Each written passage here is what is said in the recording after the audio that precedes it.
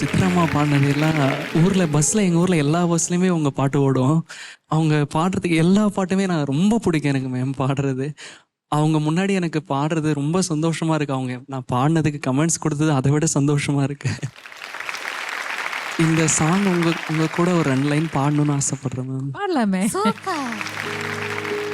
நான் போகிறேன் மேலே மேலே பூலோகமே காலின் கீழே விண்மீன்களின் கூட்டம் என் மேலே. பூவாளி நீரை போலே நீ சிந்தினாய் என்